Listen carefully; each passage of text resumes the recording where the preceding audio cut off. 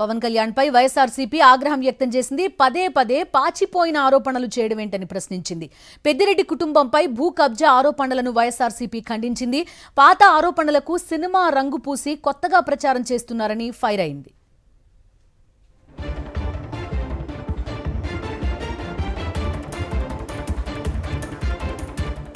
Diversion politics లో భాగంగానే పవన్ నిరాధార ఆరోపణలు చేస్తున్నారని మండిపడింది వైఎస్ఆర్సీపీ. కూటమి సర్కారు వచ్చి 18 నెలలవుతోందని, అధికారం ఫైళ్లు వారి దగ్గరే ఉన్నాయని, ఇప్పటికీ ఒక్క ఆరోపణ కూడా రుజువు చేయలేకపోయారని ఎద్దేవా చేసింది వైఎస్ఆర్సీపీ. పాచిపోయిన పాత ఆరోపణలకు సినిమా రంగు తొడిగి కొత్తగా ప్రచారం చేస్తే అబద్ధాలు నిజాలవుతాయా అంటూ పవన్ కళ్యాణ్ ను ప్రశ్నించింది వైఎస్ఆర్సీపీ.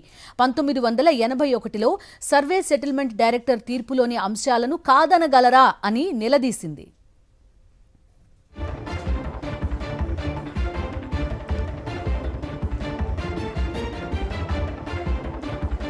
పెద్దిరెడ్డి కుటుంబం కొన్న 75.74 ఎకరాలకు 1966లోనే రైట్వారీ పట్టాలు ఇచ్చిన మాట వాస్తవం కాదా అని, అధికారంలోకి వచ్చిన నాటి నుంచి బురద జల్లడమే పనిగా పెట్టుకున్నారని ఆగ్రహం వ్యక్తం చేసింది వైఎస్ఆర్సీపీ. నేపాల్కు ఎర్ర చందనం అంటూ గతంలో పవన్ విమర్శలు చేశారని, మిథున్ రెడ్డి సవాల్ విసిరితే ఇప్పటికీ నోరు మెదపలేదని గుర్తు చేసింది.